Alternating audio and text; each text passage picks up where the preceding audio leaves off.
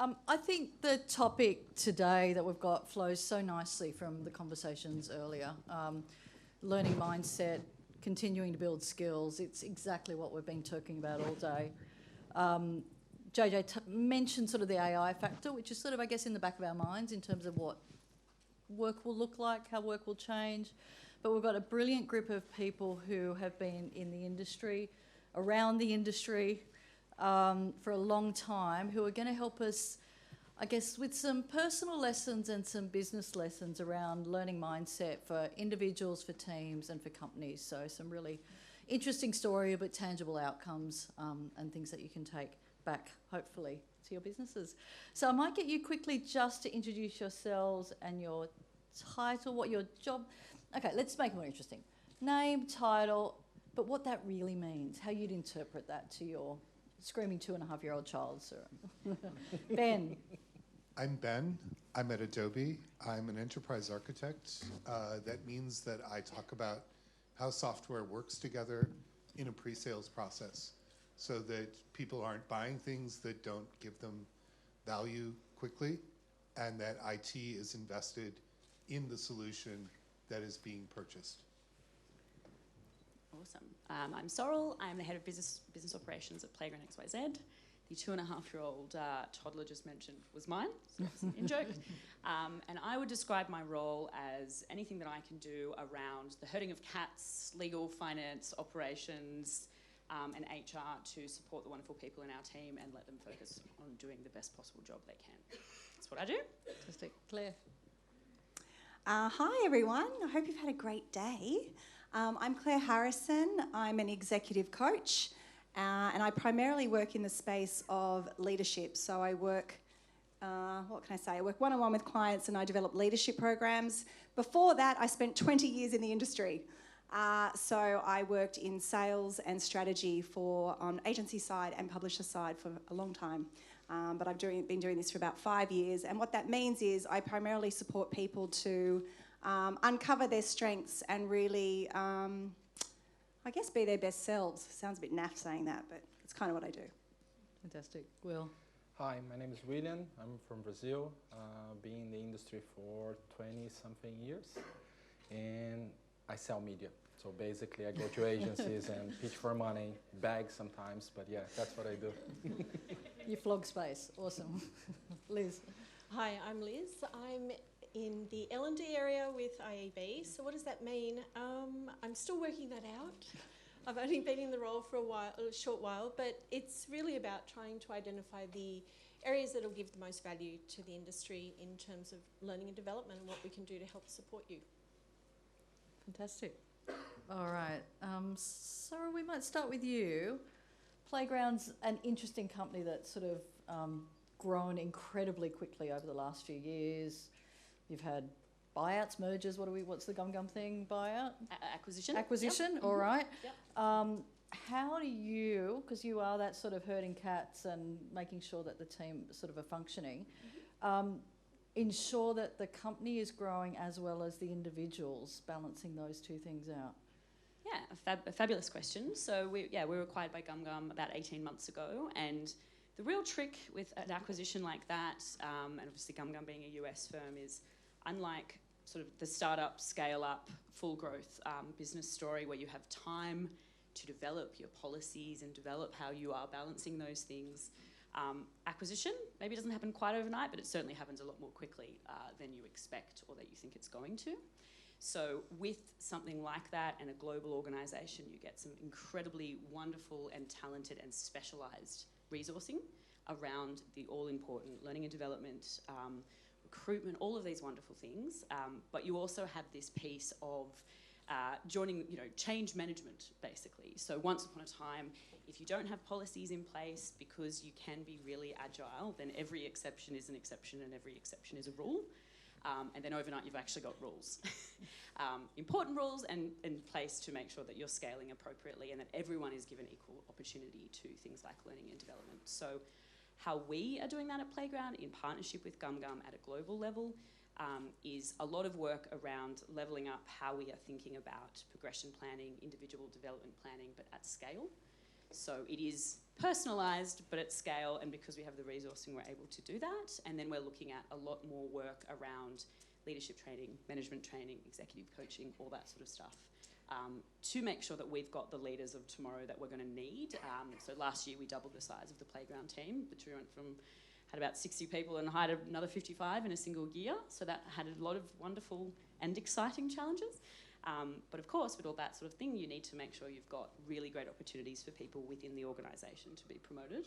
And we're very impressed, we're very, very happy to have been able to really change the game in our business with female leadership, moving from 24 to 40% within our organisation, and a significantly more or higher amounts of female representation in product and engineering, which of course is where two places in our industry where they are often not hugely brilliantly represented. So we did a lot of things right. We still got a lot of way to go, but that's how we've kind of tried to balance that out. Two things off the back of that. So when you're hiring, that learning mindset, is there something in particular? Is it curiosity? Is it the ability to deal with change? And then you personally, how do you ensure that you're continuing to learn?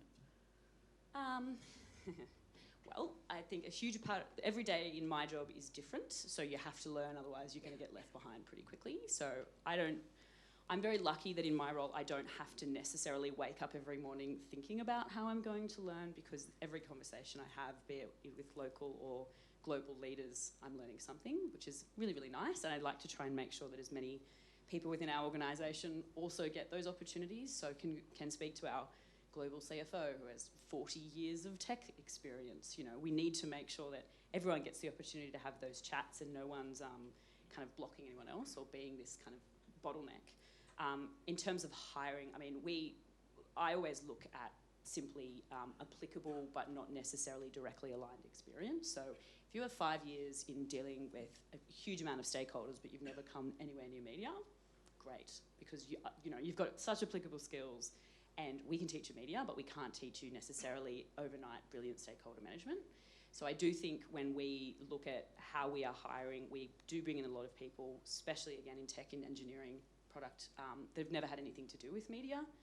And we love that because it brings in a completely different mindset, and it brings in a really, what I would call core tech mindset that really improves what we are building for our clients and certainly internally for the people that work for us. So application of previous skill sets, but what we can learn from other industries and bring them in, and what other people have learned from other industries and provide to us, is how we look at the kind of learning mindset for hiring. I love that looking outside, making sure you're making the most of it. Claire, you sort of have a wry smile when you talk about that you worked in the industry for 20 years.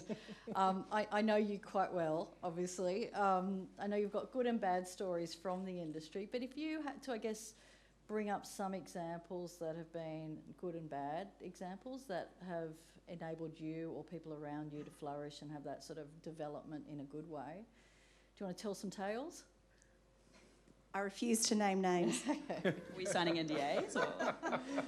Look, I think, Sorrel and I were just talking about this before we came in. I think if you are in the industry or any industry for long enough, or just generally working for long enough, at some point in your career, you will fail.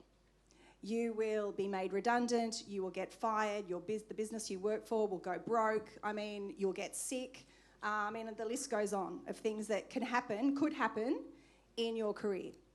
And I think that was a lesson that I learnt very early on. I remember I got my first job in an agency, I was so excited, and I lasted 12 months before the recession of a year I will not name because it'll give away my age, hit, and I lost my job.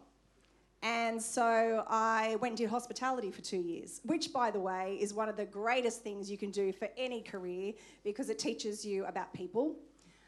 And then when things picked up again, I went back and got another job at an agency, and I then went publisher side because I was kind of bored with what I was doing. So I worked publisher side for most of my career, and that had some ups and downs. But again, what I found really interesting, particularly the older I got, was that I realised that if I was going to continue being obsessed with my ego and needing my ego stroked and needing to feel like I was owed certain roles at certain time because of the experience that I brought, that I was very quickly going to have a short time span in this industry. And I think that it's about really being honest with yourself about where you might be getting in your own way, not expecting your employer to fund your development or, it's great when they do. It's amazing. But it's also about being willing to never stop learning, never stop growing, be humble, and always remember why you're doing something. Like, why do you do what you do? And for me, when I decided to leave the industry, I haven't really, because I still work in the industry with clients, but when I decided to work in it in the way that I was working in it, and because I didn't love it anymore. And I remember being in a meeting with a client talking about nappies, and how many nappies we were going to help them sell that year. And I remember just having this light bulb moment thinking, it's time to go. I just didn't care anymore about nappies. But what I cared about were people. And so, I'd done my coach training to help me be a better leader, actually, because that's one of the skills you need as a leader, is to be a great coach and mentor.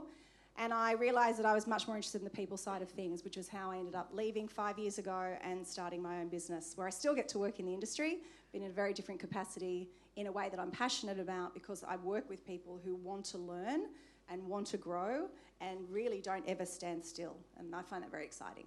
Fantastic. And it's perfect timing talking about that. Obviously, there's a lot of redundancies at the moment. The market's really tough.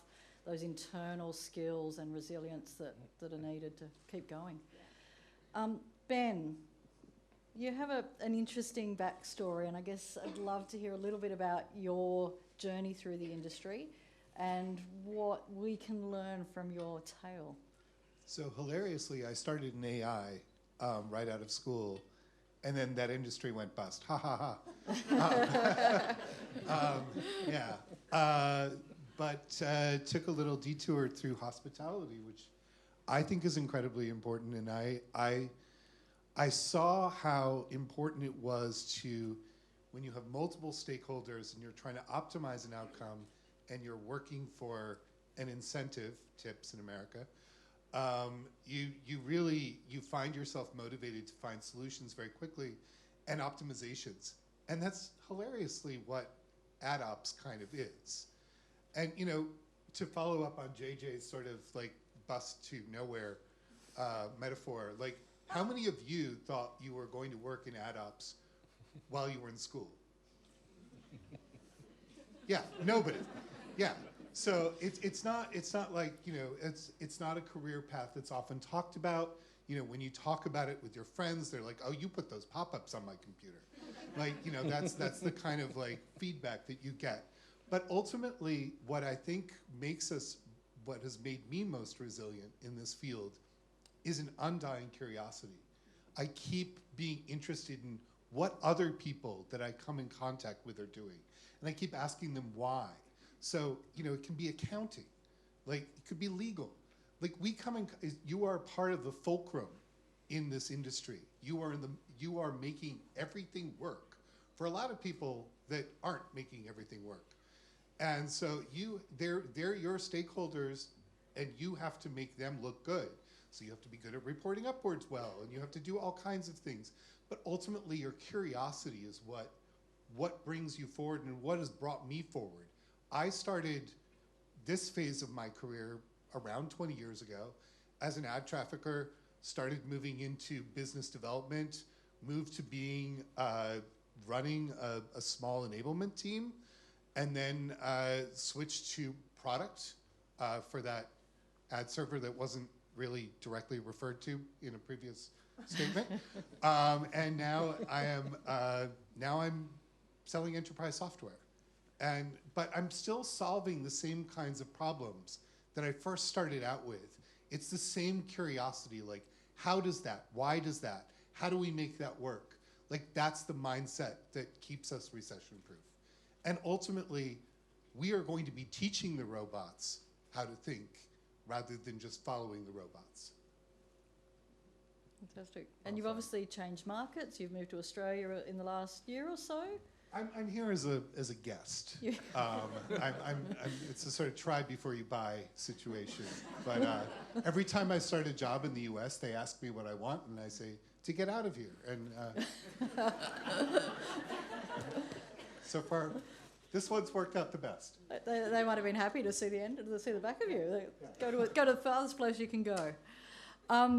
Liz, you talk to a lot of people in our industry, and you've got a lot of background in academic work and learning and development. In terms of, we've talked about that natural curiosity for learning, but in terms of ensuring that translates into sort of harder skills, keeping those skills up to date, keeping yourself honest, what sort of advice can you give the crowd for that? Yeah, it's an interesting space. Can I just ask everybody to start? No trick question here. Hands up if you have a driver's license. Yep. Okay, great. Think back to when you actually got the driver's license or you were about to get it. You went out and you probably hired someone to help you because your parents wouldn't actually show you how to drive the car, and you got some training behind it, and then you got your driver's license. And while you were driving, you're looking dead ahead, right? Straight out the window. You've just got your license. You're so excited. Then you glance to your side mirror, other side mirror, in the rear view mirror, because you want to know what's around you and what's behind you, but mostly you're interested in getting to wherever it was that you want to get to. Your career is actually not that different.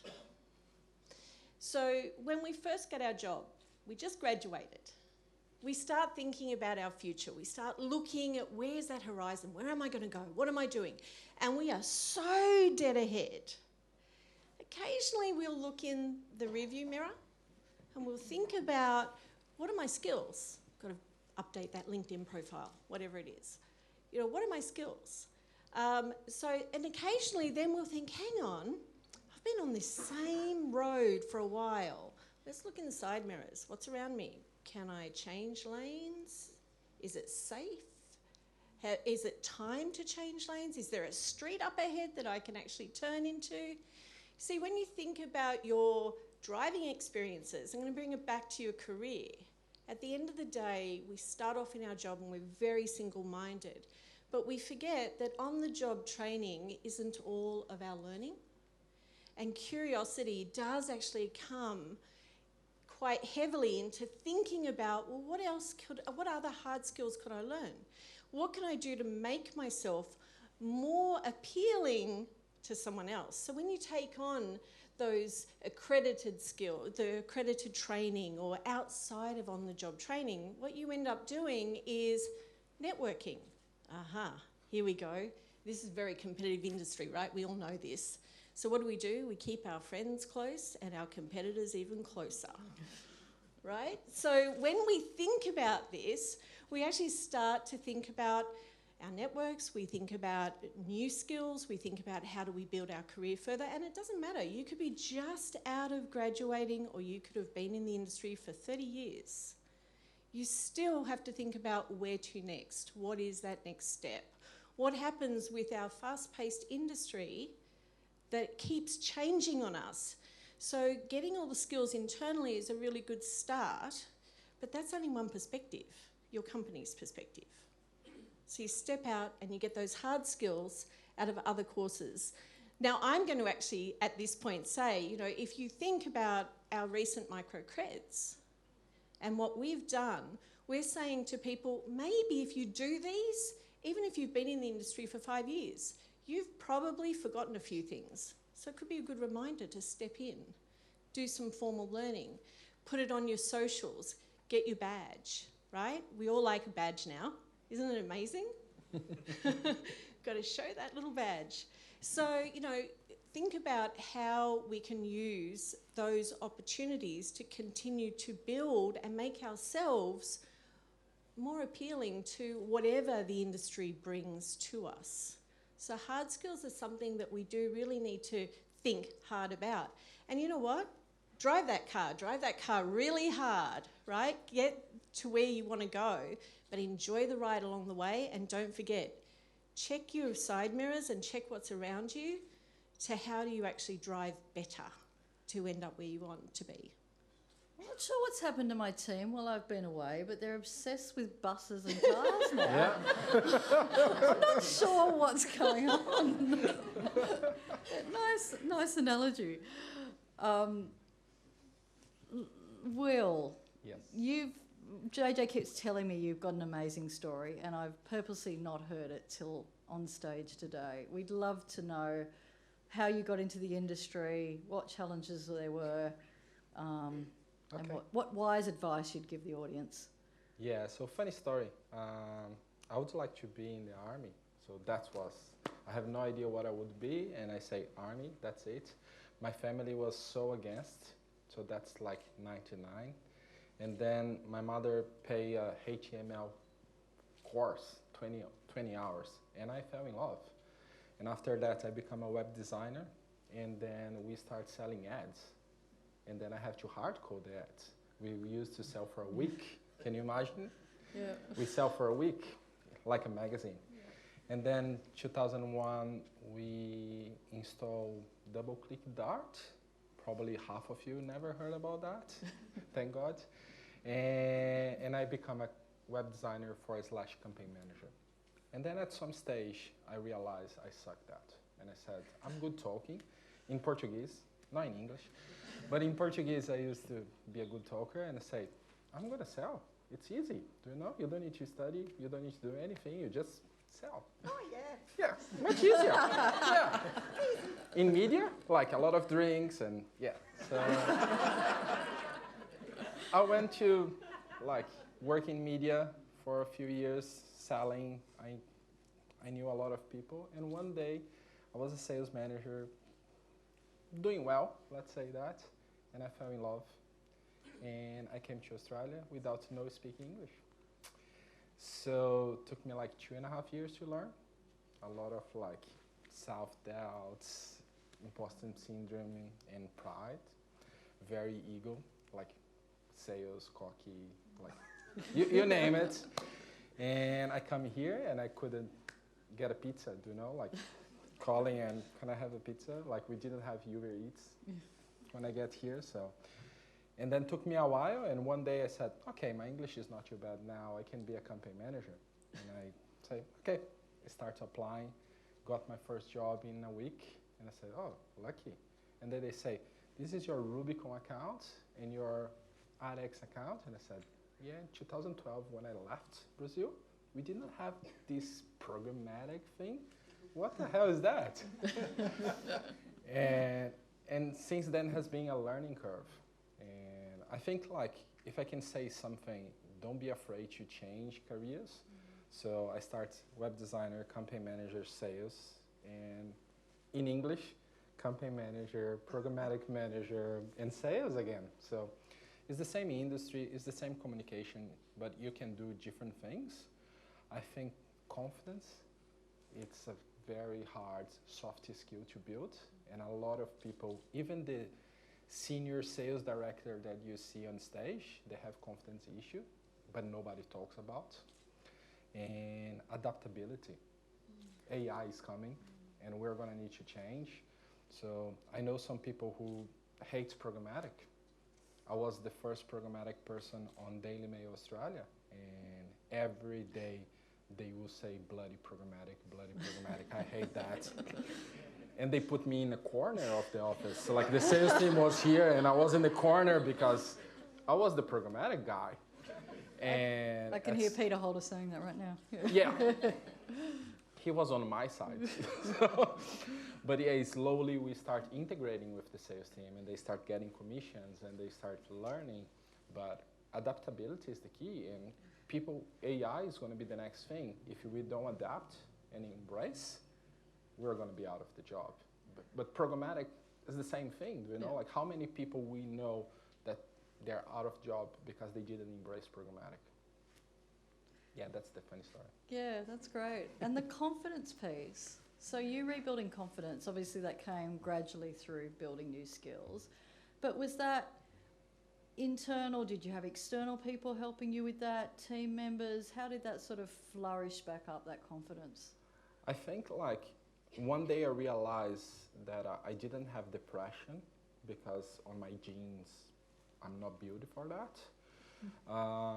But I lost my identity when I come to Australia because I look at myself and I say, without my career, without my material goals, I'm nobody. And I was super happy with my wife and miserable because I didn't know who I was. And that's when I went to coaching, NLP, and I started psychology books, and I started slowly getting there. I tried psychology, it didn't work for me. So for me, it was self-learning and the drive and adapting. And English is the same thing. What I say, English in public speaking, it's quite similar because you can be a native speaker, but you're super afraid to speak in public. And for me, I never had issues on speaking public, but speaking in English was my confidence level. And took a while. I think it's day by day that you're going to build, but you need to study. It's not something that you need a coach or you need to get yourself to actually study about confidence and self-knowledge. It's not something natural that's like, oh, he was born confident. Yeah. But people think like, oh, he's a natural sales guy. He didn't need to study or anything. He's just be himself. That's a BS. So it's work, whatever we do. Thank you for that. And your English is amazing, so don't be worried about that anymore. Sorrel, we've heard, I guess, a lot about building skills. One of the biggest reasons companies succeed or fail is building teams in the right way. So for you, you've talked about what you look for in individuals, trying to balance out that while you're in growth, the right sort of people in the right sort of mix. Is there any magic formula you've got for that diversity of people? There isn't a magic formula. Sorry, guys. Spoiler alert. I mean, every team is different. You know, you can insert all the cliches. It is just really common sense, like a champion hit team, not a team of champions. And certainly the founders at Playground and a number of the other businesses I've had the pleasure of working with have really kind of lived and died by that, right? We've all met that wonderful person, or rather the person in any of your organisations that like, that person can do no wrong, other than the fact that they're horrible to the people around them, or they've got this huge ego, they've kind of gone a little bit too hard on the confidence learning, and they just make people around them miserable. So you have to be able to back yourself and back your company's culture to say, actually, we're not going to do that. And we have, frankly, exited people who were the best performing sellers or the best performing AdOps optimization team or the best performing engineers in a couple of the businesses I've worked in, because we have said that is not the attitude or the culture that we are looking to drive and build in our organisation. And that is incredibly difficult, right? So it's such a difficult thing to do, especially if you're in a smaller business, right? I've never worked for kind of the big end of town. I've always been in like startup or scale up. So you've got 5 engineers in total trying to build a roadmap that, you know, is going to rival Microsoft, lol.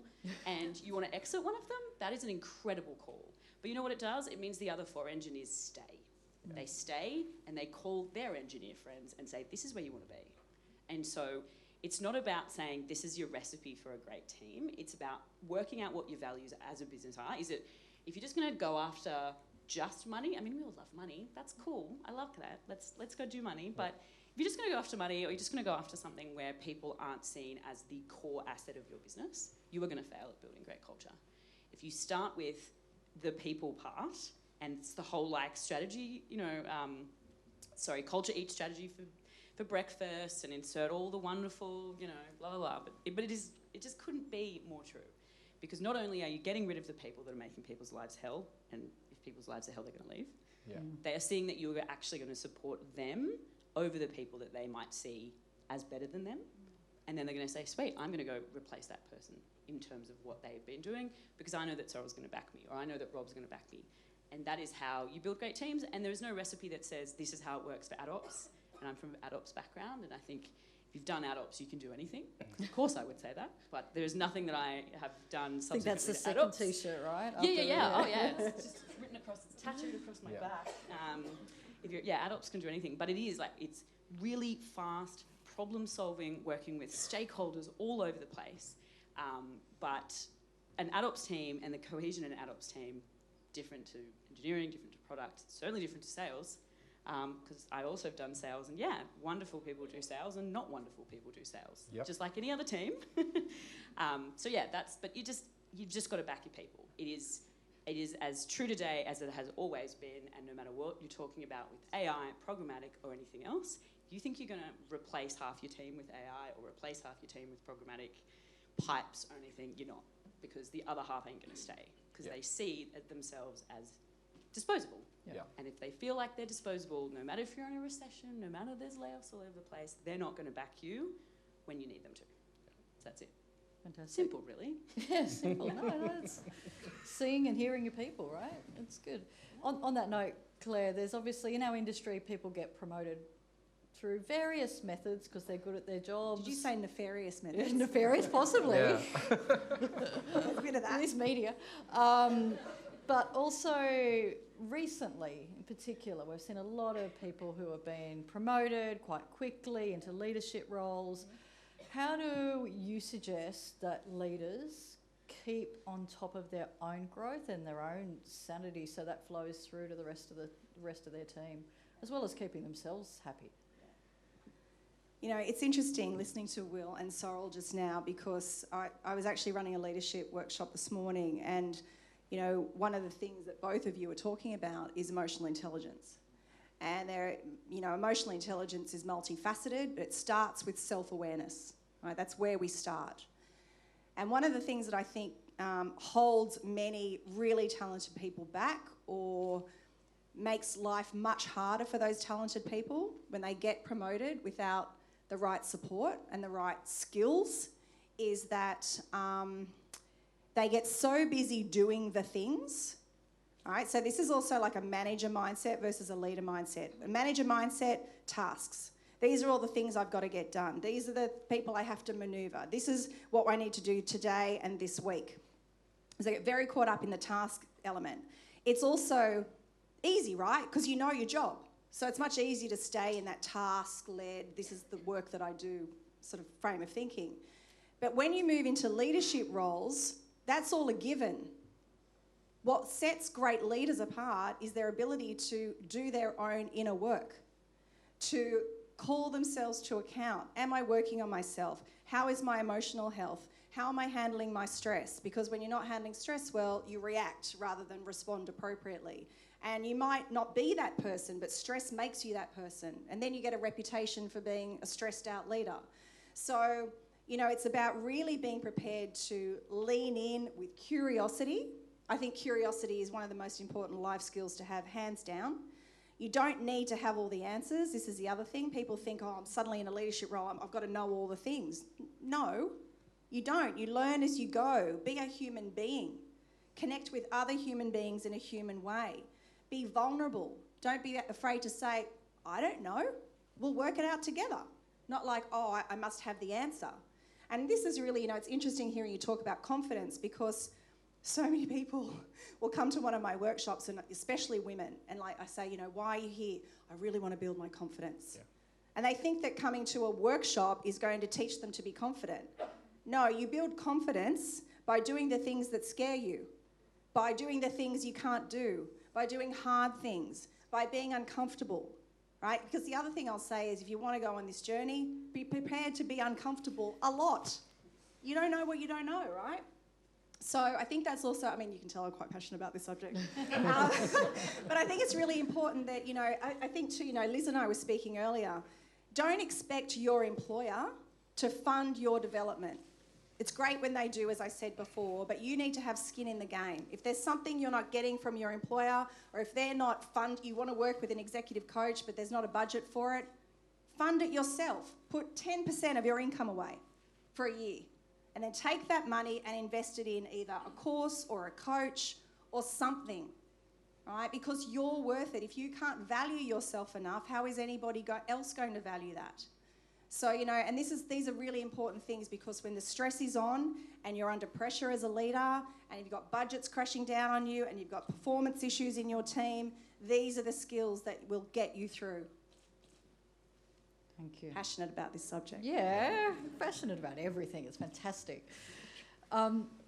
Ben, you've seen good and bad cultures in your workplace. If you could create the most perfect product team, what sort of characters, what sort of environment would you want to build? you've left Adobe, you're a billionaire, you're going to create a new product. What sort of team do you put together and what do you look for? I think that people typically want to hire people that they want to go to lunch with. And I don't. Or I don't hire people that I would naturally want to go to lunch with. I hire people that I'm curious about and that show curiosity and that have skills that I don't. And I think that's really important to look at what are the pieces that you need covered. Like, do you need this kind of thinker? Do you need that kind of thinker? If you put like 12 strategic thinkers in a room, that's going to be the worst product team ever. You need some tactical people. So you need to really balance out what your vision is. I like small teams. I would probably hire more engineers than product people. But I would also have the engineers work very closely with the product people, because I think that communication back and forth is really important, and that's what makes a really good product. Is you don't have to hire the most technical product people on earth, but you have to hire people who understand how to make ones and zeros dance for them and know the basic building blocks. I mean, we're basically working with Duplo now. Like, we're snapping the big pieces of Legos together, building foundational pieces of technology. And if you understand what those various pieces do, you can come up with a product vision and a way to accelerate it to market. I also think that we need to look for simplicity. And I think that a lot of people get caught up in the sort of technology fanboy position. Like, wouldn't it be cool if? Like, ooh, the flying cars, the this, the that. Like, no. Like, let's start with something reasonable and straightforward that really has market value and can change an industry. I think that's really what you want to look for. So you need a good idea, and then you need to build around that good idea with a pool of people that balance each other. When I used to hire programmers, I didn't hire programmers.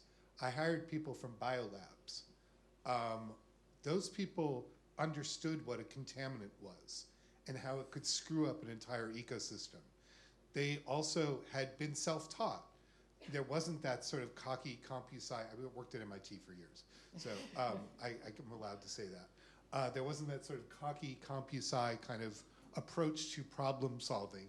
It was much more sort of like, I can get this done in this way, and I'm going to ask other people for their input to see if they think this is the right way of approaching things. And I did really, really well with that.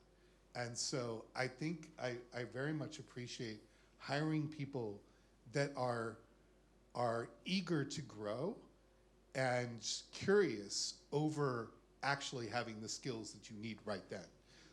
So I hired diverse personalities, diverse skill sets, and people that are good problem solvers.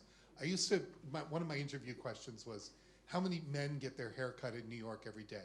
Nobody ever got to an answer. I didn't want them to. I just wanted them to take the problem apart in front of me and see how uncomfortable they were, and how a scary interview question could ultimately turn somebody into a very high-performing employee. Like that was a question that most of my best hires, nobody ever answered the question, but most of my best hires really did quite well in pulling it apart, at least. I love that. Everyone's now trying to work out the Yep. answer. I am. And I love the idea of the not who you would like to go to lunch with, but that diversity, because I think we all hang out with our mates for lunch, but when we do, I always imagine I'm going to be interviewed by Good Weekend and they're going to ask me, this is ridiculous, right? This is how fucked up I am. But who are the 10 people you want to go to dinner with? And it is always that looking for that diversity. Now, you're probably not going to get Nelson Mandela on your team, but looking for that balance is really important. Liz, you've taught a lot of people over your years and seen a lot of people from a development point of view. Any particular stories stand out of, that personal and professional growth? Yeah. Firstly, Ben, I'm glad I've never interviewed in front of you. That's a very scary interview. Yeah, over the years, I started teaching in media in Melbourne in 2006. And that was my primary teaching role, was teaching media. And so probably about 1,000 students have been through my classroom over those years. And it's really interesting because to try and think about one person who might have grown so amazingly, this one young lady came to mind. She's been in the industry for about 10 years now. And when she came into media, she was like, I'm going to be a creative. I'm like, sure you are. You all do advertising because you're going to do creative, right? So I'm like, no, you're going to do spreadsheets. Back then, you're going to do spreadsheets. Well, she was really good at it, like really, really good at it. And when she finished her qual, I actually, I used to try and get the graduates in roles, particularly in the agencies, because back then that was the main place where you would place graduates. And I convinced her, against her initial gut feel, that she wanted to go into media, actually, in a role. So she took a coordinator role, and about 18 months after, she actually called me up and she said, you know, I don't know if I want to, like, I'm really loving what I'm doing, but I'm so young, I want to see the world. And I reminded her of one of the classes, and I said, you know, media, no matter what part of media, it's a passport. So you can leave Australia and you can go and work in the UK, or you can take it and it's very transportable. And so a leap of faith, she then calls me up and she goes, I'm leaving for the UK. I'm like, great, good on you. What are you going to do? I don't know, but when I get there, I'll let you know. So she landed in the UK and she said, you know, she wrote to me and said, you know, about 2 weeks later, hey, I've landed back in the same company, but in another division. And so she learnt a whole new area. It was in the media investment area. So she went from sort of basic, you know, media coordination into investment. And then a little while later, she wrote again to me and said, guess what? I just landed my first management position. I was like, this is fantastic. So, and I said, what are you going to do? How are you going to, you know, what are you going to do to upskill and everything? And she said, well, I'm doing this. And she was doing external courses and she was doing internal. She was trying to, you know, develop her network in the UK. And then next thing I know, she ends up back in Australia a few years later, a couple of years after that. And she took up a head of digital role. And then she got another, not head of digital, but a senior digital role. And then now she is actually the head of digital. Now she has been in one company, interestingly, for 10 years, but she has had several different jobs in 5 different companies within that group across 3 cities in the world and 2 countries. I mean, I just think that's amazing. And it's all because, Ben, as you keep using the word curiosity, I tell a story that when I first started teaching media, I had an old media person take me under their wing and go, now Liz, if you're going to do this, this is how you have to do it. It's like, okay, here we go. The first thing he said to me was, make sure the students understand, be curious and be interested. And if you are that, then you can take your career anywhere you want. And she's actually a really good example of that. And there's lots of them. I mean, I've still got, you know, over 100 students who are still in contact and still today work in media. It's amazing. It's a great, you know, the advertising industry in general, it's a fantastic industry and great career growth. Yeah, lots of different opportunities that we've never thought of before. Huge. Now, this panel loves to chat and we're running out of time, but everyone's staying around afterwards. But I'm going to do a really quick fire round. answer it in one word if you can, one sentence if you can't. And I want to end on a high.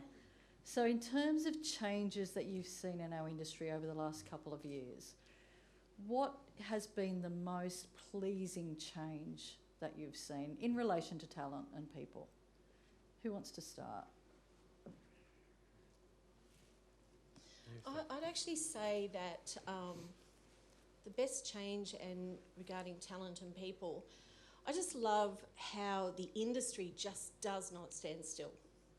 And the best talent and people grow because they don't stand still.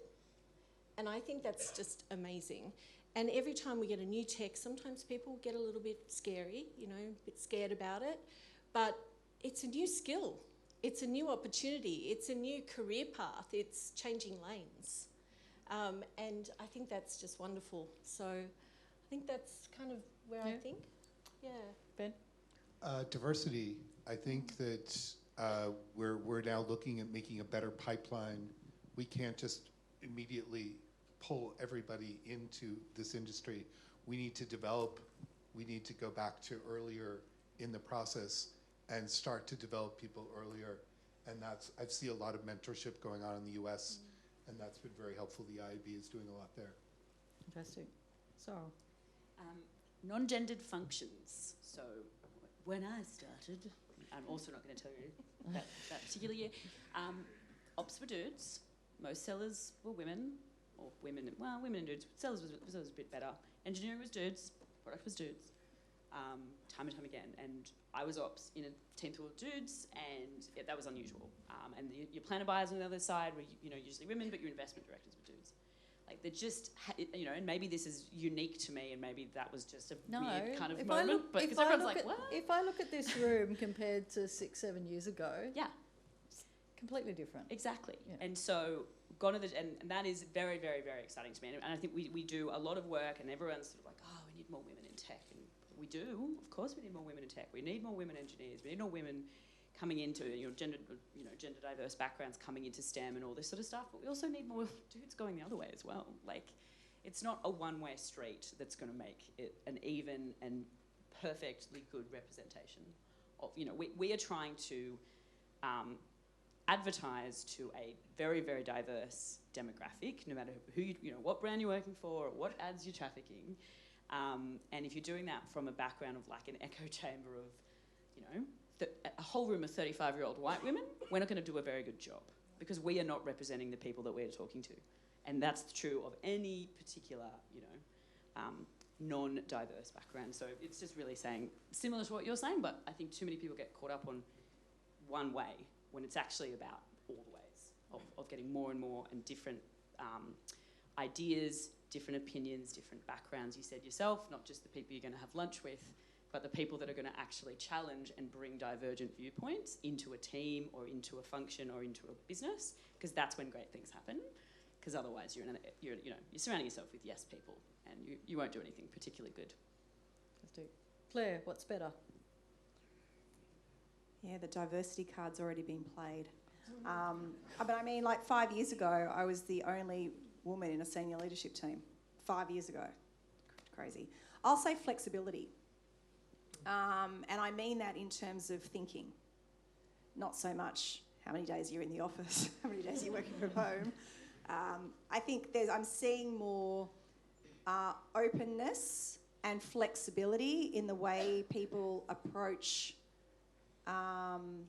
people development, the way the industry's going, and how they themselves decide what the future looks like for them. So I'll say flexibility. And I'm seeing it at a larger scale in quite large organisations as well, which is great. And we're in a creative industry. We should be able to be creative. Yeah, Absolutely. Awesome. Will? I think for many years, media was work hard and drink hard. That's it. And for you to sell, you need to take the clients out and a lot of drinking. I think what changed, especially after the pandemic, it's like people are a little bit more concerned about the time they're giving to the companies or entertainment. And it's more protective at the time and become a little bit more self-knowledge about themselves. And now I think we are having more people-to-people conversations. And before was like work hard, play hard, work hard, play hard. And now you can see people talking about burnout and talking about like, oh, I'm not going to go for drinks, I'm going to look after my kids or something. And a few years ago, like, no, you have That'd be to a go. sign of weakness. You yeah. have to go, you know, like it's impossible for you. Are you not stay for the happy hour? There's a problem? I'll be here for half a happy hour. Aren't we I've got a going kid to into the pick up. happy hour? Yeah. So I think it's people. I won't mention it's drinks in a minute, but anyway. That's fantastic. Thank you all. That's good round of applause.